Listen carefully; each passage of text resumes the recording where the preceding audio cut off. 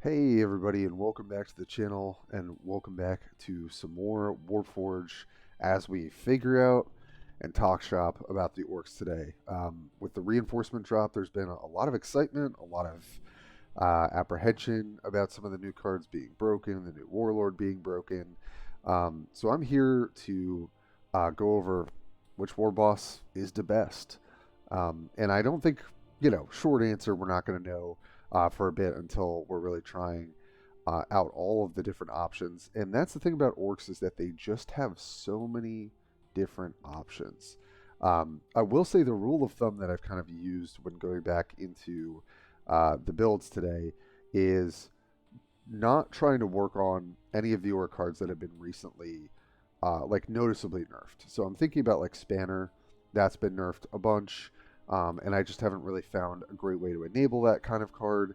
And then we're using some of the other ones that have been nerfed and changed a bit, but they're still just very strong units or strong cards, or just very synergistic. So they still just pack a lot of punch, just maybe not as much as the orcs would have liked from last patch. So I still think orcs, just kind of as a introduction here, are pretty strong.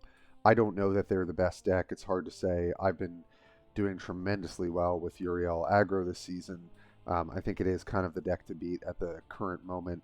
But we're going to actually go into a game today with Gordrang and kind of show off, a pretty close game and the ability for us to kind of get there in the end, as tough as it was. But before we do that, as always, I appreciate your support. Thank you for the likes and subscribes. I've been getting some followers on Twitch as well, doing some streams. Feel free to stop by there as well.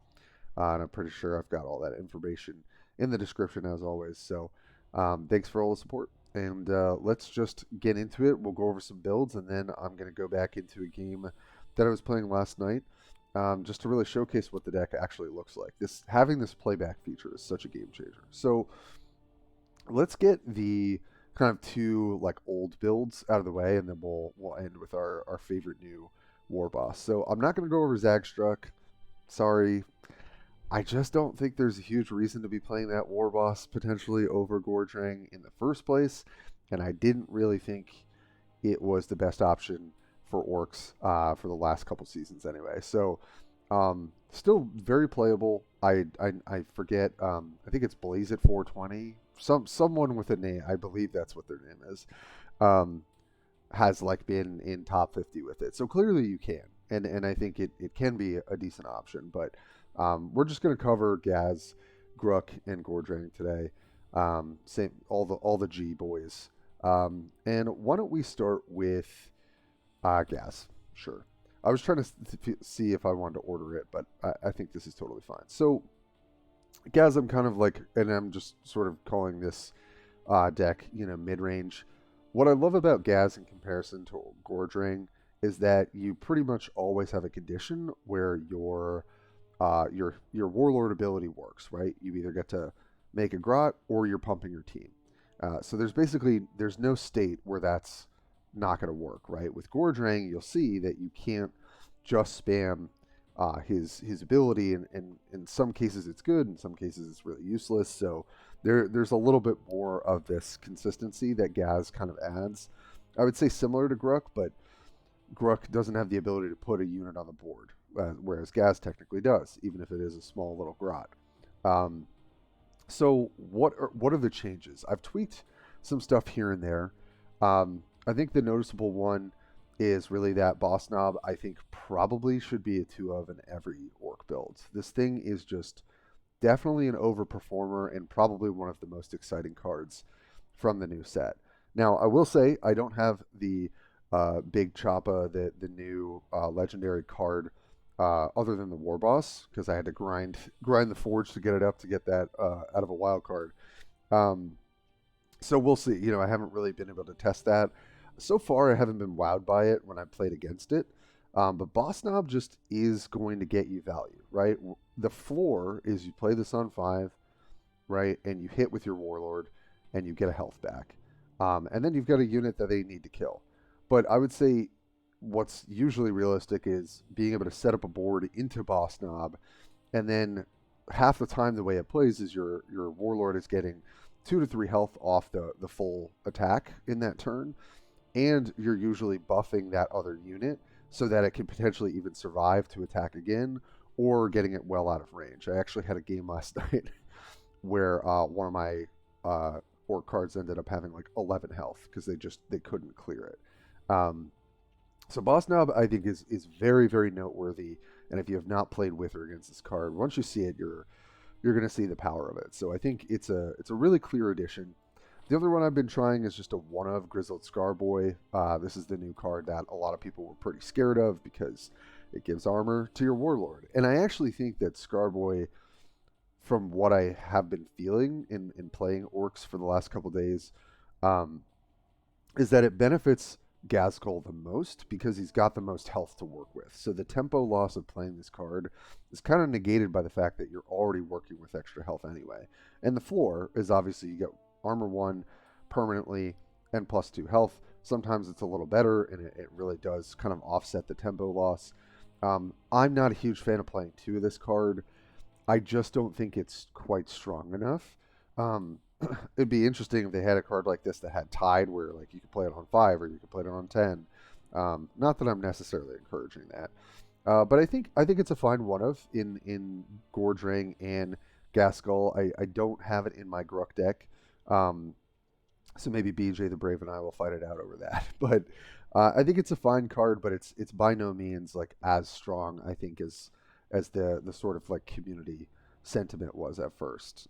You can come for me in the comments, but I do think that Orcs have to be pressuring, otherwise it gets a little weird.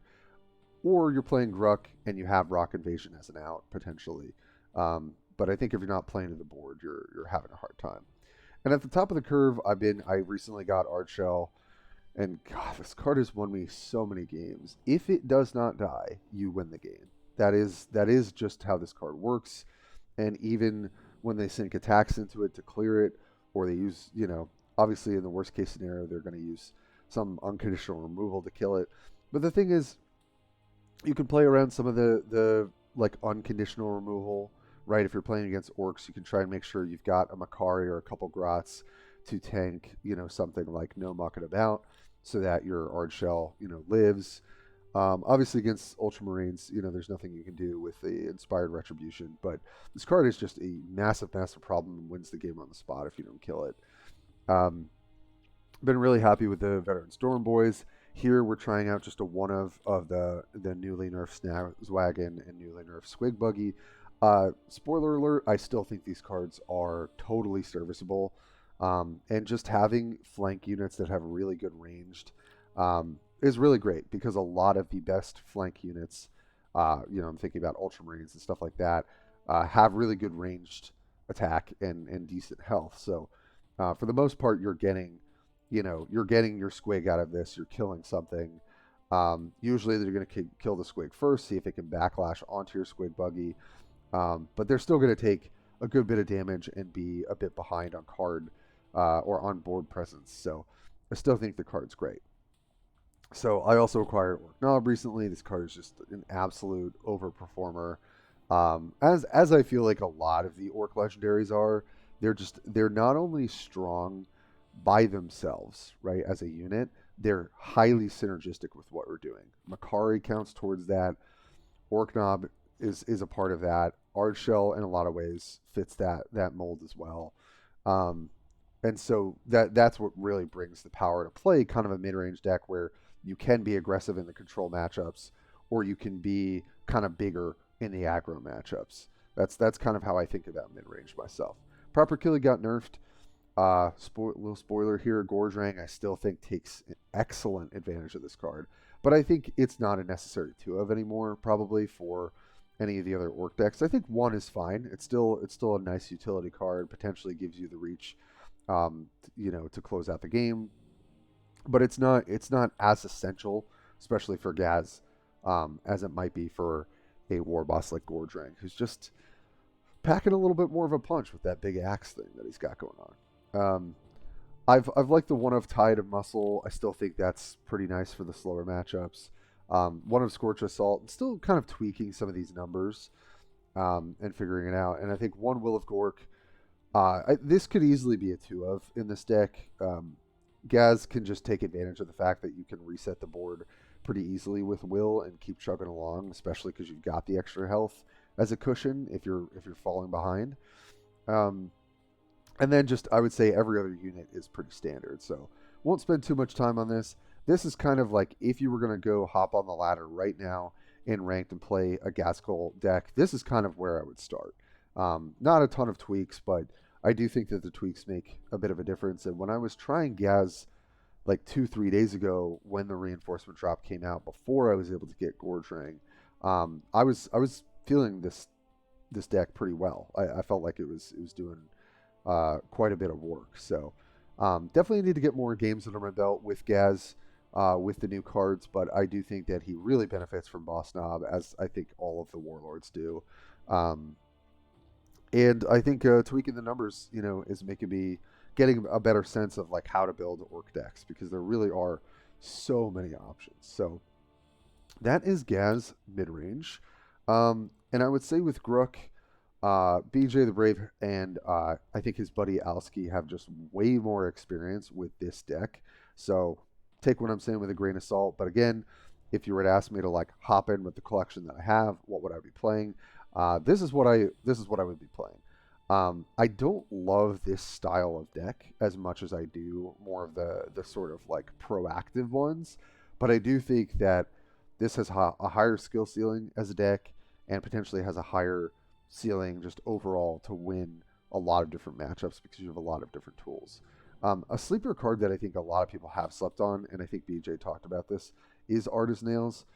The +2 health to all your units for 2 energy is just extremely efficient. And you'll see that I'm also running this in Gordrang, and we'll talk about how he takes advantage of this. But obviously this combos really well with the Green Horde, and I think Grukk has always been the best utilizer of that card. But this is a card like overall I think Ork players need to take a look at, because it should be in most builds. I don't love it so much in Ghazghkull Midrange as I've sort of been working on it, but it's something I should always still be thinking about. Crumb to Gits, another new one that came out. I've played with and against it, and it is quite strong. Just having another option, if you don't actually have the Ork Knob out, to give all the things that you have flank, that you've been able to deploy this turn. Also remember, you have to cast this first. I made that mistake last night, so just remember you got to play Crumb to Gits first, because then it's all ones that you deploy this turn, and then they get flank. It just also it goes very hand in hand with Boss Knob, right? If you can put a bunch of stuff on the board to clear up the board and gain a bunch of health, Boss Knob is just like really excellent for that. So I don't know that I would play 2 in this deck. I think you could, but I'm kind of trying it out as like sort of a utility slot that really benefits a deck that just maximizes the Green Horde really well. And I'll talk a little bit about a build that I did try with Gordrang with the Green Horde, kind of my thoughts on that.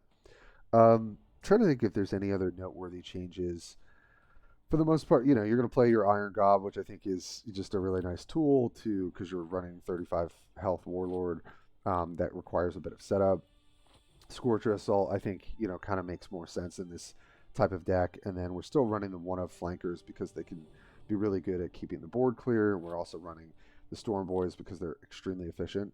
And then at the top of the curve, probably to no one's surprise, we've got Ard Shell, 2 Will of Gork, Rock Invasion.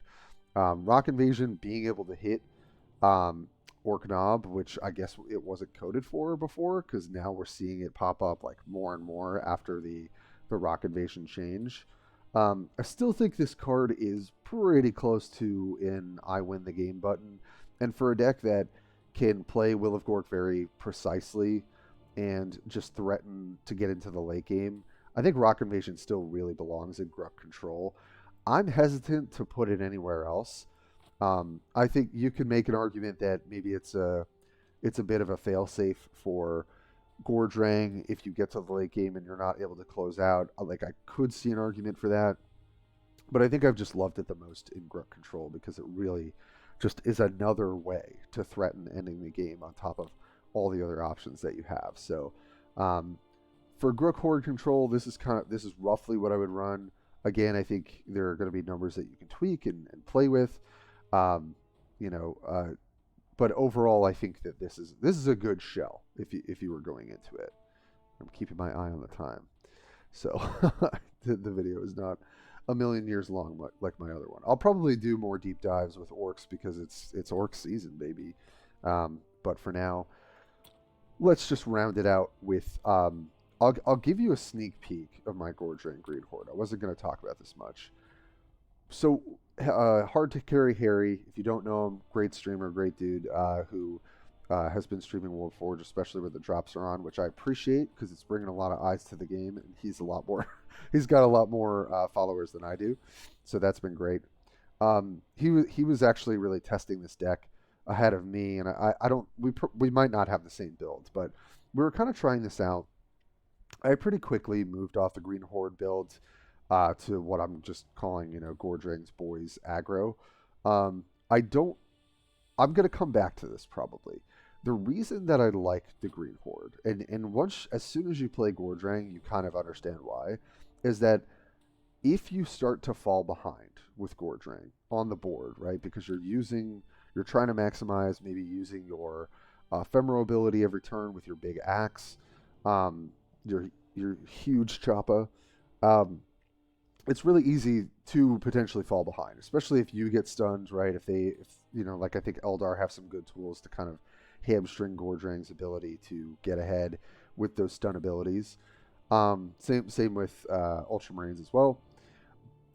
Basically, the Green Horde can bail you out, right? So you can any of those units that are kind of trapped in your hand, and you're like, oh, I really got to get on board now. The Green Horde can help you do that, right? Even though it was nerfed. I still think it's clunky in a deck that doesn't have card draw, and generally I think benefits from curving out. So I'm not huge on it. But if you want to try this style, like if you're a really big Green Horde player, and maybe you're more experienced than me, this is kind of what I would look at. Let me just make sure. Yeah, like Crump to Gets, I kind of liked just pairing as a one-of with the Green Horde in this deck as well. Tide of Muscles are pretty much essential with a Warlord that doesn't have much draw. I was trying out Stick Bomb Boy as like another, obnoxious unit to deal with because it can go down to 1 when you play it with the Green Horde. I'm not convinced that this is worth a slot, but something that might be worth trying. So I guess we're getting a bonus deck here. We're going over 4.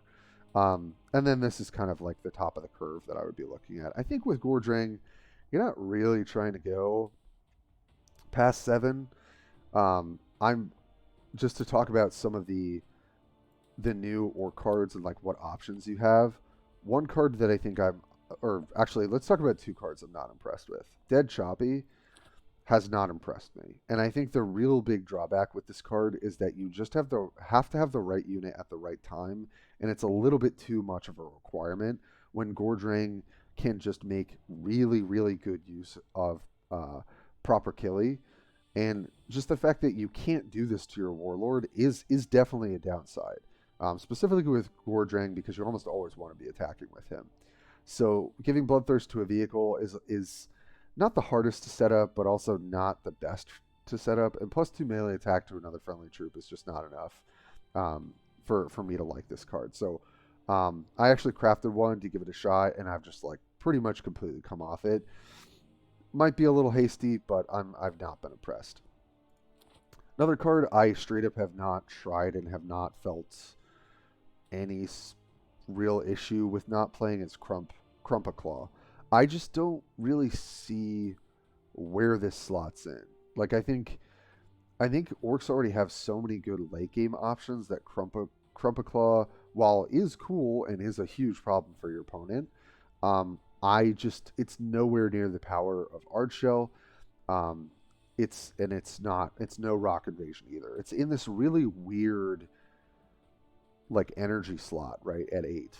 And a lot of times with most of your orc decks, like on 8, that's like, oh, I can play my double tide card, Artist Nails, use my ability, right? I just don't think there's ever a time where I'm like, boy, I wish I had like a big dumb unit to play on 8. It just doesn't really come up. So I got one out of opening packs. I haven't made any more. And I would recommend not trying Dead Choppy or Crumple Claw personally, if you're trying to climb. But I could be wrong, and maybe there is a spanner vehicle deck to be had with Crumple Claw or something like that, Dead Choppy. I haven't really explored that kind of idea of like a more like vehicle centric deck because I haven't really figured out what that would like why I would play that over what I'm doing because I don't think you get a ton more power. But yeah, so that's just kind of like some kind of bonus thoughts on some of the new cards and what is noteworthy and what isn't. So save the best for last. Gordrang's Boyz aggro. This is it took me a bit to get here, but this has been feeling really really good for me. I think there's one or two, maybe three slots that I'm still kind of tweaking in the deck. But initially, when I saw Gordrang, I was like, I want to try an Ultramarines like Uriel aggro style deck where you're either hitting their face or you're curving out and then hitting their face later, right? Which is kind of what Uriel does, right? Like you're almost always attacking, you're using your passive to poke and chip away damage at them, and then when you're not doing that, you're playing units that are codexing and getting you value, right? So orcs obviously don't have codex. It's not their they're not very disciplined, so that wouldn't make a lot of sense. But what they do have are the ability to just have really efficient units. They have some synergy together. You do kind of have codex in a way with mob, which requires a little bit more setup, but can also be a little bit more powerful. So the concept was kind of there, but I tried Scarboy on 4 as like kind of doing a chaplain impression. Where he could be a 4-3-5 stat line, and that would be fine.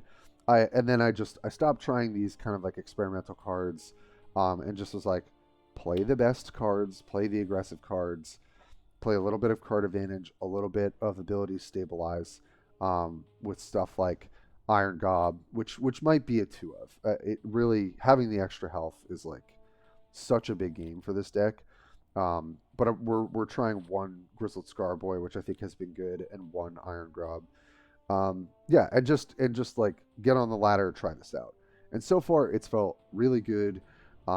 It does take some getting used to understand kind of how to sequence what Gordrang is doing. It seems like you would just bash your face in, right? Bash your opponent's face in all the time, and some of the games kind of play that way.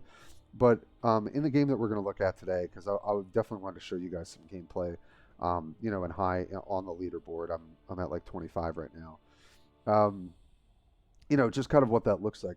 It does play similarly to how I thought, which is that you're not just going to spam your hero ability. You're going to use it in spots where it makes sense, and you do get quite an advantage. But you're going to really continue to use, just efficient orc units to continuously pressure your opponent. And I've liked the numbers. I'm still tweaking like.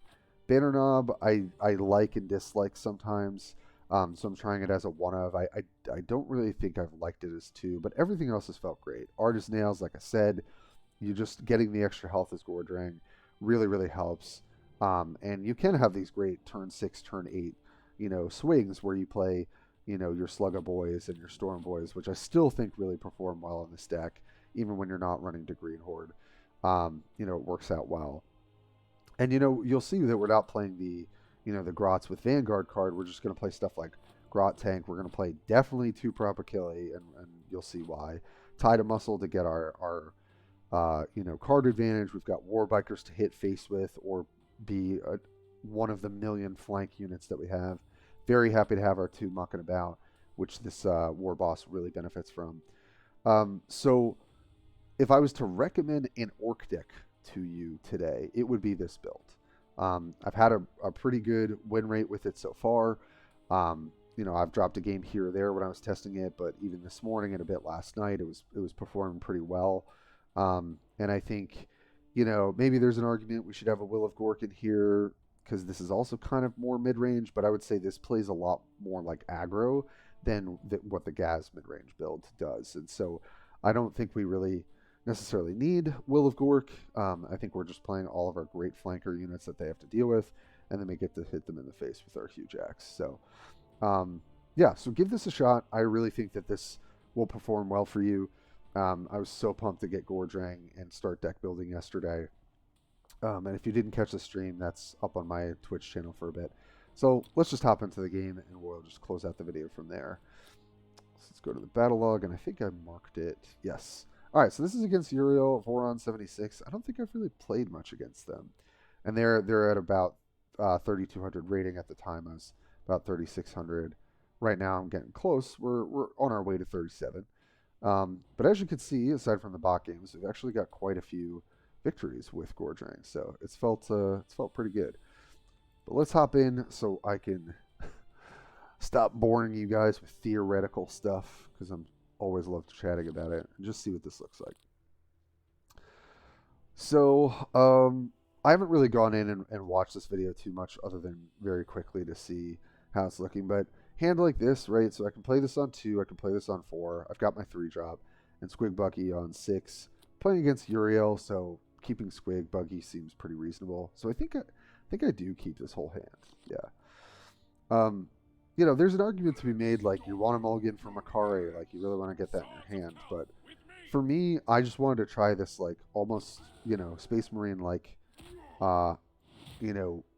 construction where, like, you're just going to play stuff on curve, or you're going to use your ability in conjunction with cheap, efficient units to pressure your opponent. So, also, something you'll notice very quickly with Gordrang, a lot of times matchups feel really good when you're on the draw. With Gordrang, you feel so much better being on the play.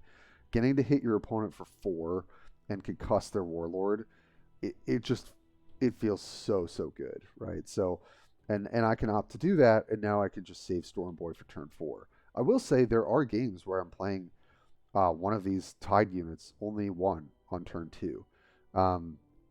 It's not going to happen often, but I do think the modality of playing it on 2 or 4 is actually still really nice. So, yeah, we get a pretty ideal start. Also having Artist Nails, so we can maybe go off on turn 6 with Stormboys, looks really good. And, you know, these early turns are going to play how you probably think, right? So we have the ability to clear this with Warbiker, but in my mind, I'm like, I just want to save Warbiker for a more juicy unit, because it's just going to die basically in trade there. So I'm just going to use my ability to make sure that I can clear the Codex. So we are going to get quite a bit behind on life, which is exactly what Uriel should be doing.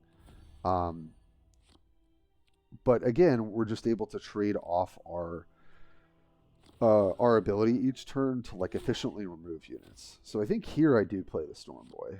Oh no, I don't. I guess I'm a little bit more patient.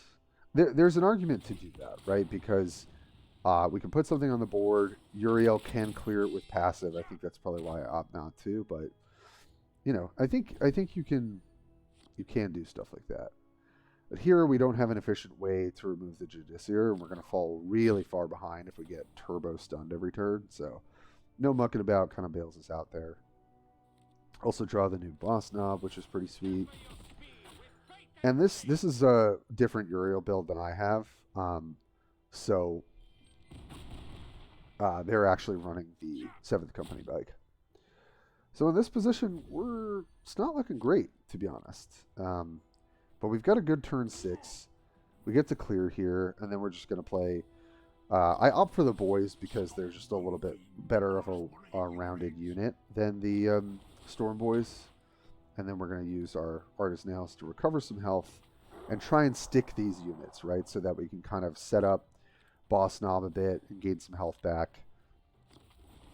So they are going to be able to clear one of the units very easily. But it's got a lot of options, as the Orcs kind of do, and that is their strength. They just really do have a wealth of cards. But here I'm pretty much forced to play the Squig Buggy, although I have some other ones I could have done. Because we get our 1 for 0, we get our Bomb Squig. We can here hitting with Sluggaboy is, like, maybe not the best, honestly, because I'd rather keep the health high to get more value out of Boss Knob. So that was a little bit of a questionable attack. Then we take a full backlash, sadly, from our card, and I think, yeah, we take 5 damage from our own cards this turn. So against Uriel, you can't really afford to do that. So it's at this point where I'm like, we're in real trouble. you know, what am I going to do here? And as much as I want to get this boss knob going, I have to make sure that I can get rid of this apothecary. So I think to save myself health, I end up wanting to play the Warbiker out here. But I forget, yeah. So we're basically going to, we're going to play the boss knob, knowing that both of our units are going to die. But it gets our Warlord 2 health, which is not nothing. And we get the boss knob on the board. And because we're down 10 life, we're definitely not attacking here. And there, I'm really happy to see the Death from Above on our unit and not on our face, which I think would have been really tough. But I get it, because clearing boss knob is a pretty big priority, because if it just sits on the board, it's going to get us an incredible amount of value. So here we do have the option to play Warbiker, but I just want to play Stormboy, get a really easy clear on the Sergeant, and then use, I think I use Choppa here. It's debatable. I could have gone for Tide of Muscle as well, but my thinking here is like, all right, we've got the stun, we've got enough life. They've used a Death from Above, so hopefully we can kind of get there. And then I look at this huge Assault and Centurion, and I'm like, I don't think we can clear this. With the combination of Warbiker and I should have Tide of Muscle first had I realized this. We do actually manage to get enough together. So we Tide of Muscle hoping to hit a flank unit. And instead we actually get Banner Knob, which is going to be enough for us to deal 7 damage here to clear. And then we're able to obviously clear the Infiltrator. So still really low on life, but somehow we're actually able to get rid of that giant Vanguard unit without no mucking about. Don't see Sergeant Tellian a lot, but interesting that they're running it in their builds. And they also have Battlefield Supremacy, which I would not recommend personally, but clearly they've been doing well. I mean, they're at 3,200, so you know, I think Ultramarines do have some cards that get underutilized. But, you know, again, we're kind of faced with the same thing, but, you know, the strength of Orcs is that they do have a lot of ways of, you know, cleaning out the board. So here we are able to take out both of their units without too much trouble. And I'm kind of just saying to myself, I just need to stay healthy enough. So we're definitely going to play as many units as we can and hard as nails to get as much value as possible. I wanted to see what else we could hit off of the card draw, just to see if we had any, like a boss knob we could hit or something. But again, it's a little bit of a mistake for me to not open with that. Like, usually if you're going to use card draw, you start your turn with it because that can inform the rest of your turn.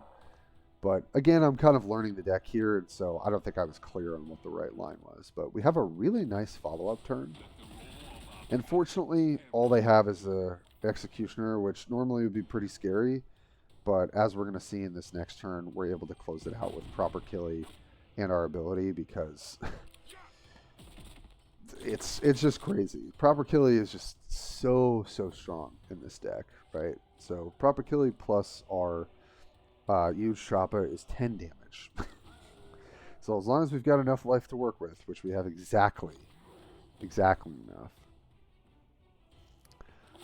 So we hit him for 5, hit him for 10, and hit him with one of our boys. And that is game. So I do think Uriel is going to be a pretty challenging matchup. You know, I don't think it's necessarily one way. I don't think it's necessarily going to be, you know, a good matchup either, though. So for Gordrang's Boyz aggro, I'm still learning it and still playing it, you know, really trying to maximize Gordrang's like absolute ability to kind of roll over the opposing warlord. And I do think he's going to be an absolute house in any sort of control matchup because of how aggressive he is. I've been really happy with the deck. So, you know, happy hunting, happy bashing for all you Orc players out there. And honestly, even though I love Space Marines, as we know on this channel, it has been a blast to play Orcs. And I know some people are really sick of it because Ghazghkull was really toxic meta. To be fair, I didn't play a ton during that season, so maybe I've got a little bit more life in me for the Orcs. than most people. And I do think that they tend to they just have so many threats. It is really hard to keep track of, like, oh, I have to deal with Makari, I have to deal with Ardshell, I have to deal with the fact that they've got a board wipe sometimes. I gotta deal with, like they have so many different ways of attacking your opponent that it can be pretty overwhelming. But for week one Gordrang decks, this is what I'm recommending to y'all. Let me know in the comments what's been working for you. I'd love for, want to help the community as well. Like, if we can share information, I am super big on that, as you guys probably know. So super excited to see where this goes and if Gordrang ends up being on top for the war bosses. And so far, I've been having a blast with it, and I'm going to keep playing it because it's been successful, and it just really has a very fun play style. So other than that, I will just catch you guys next time.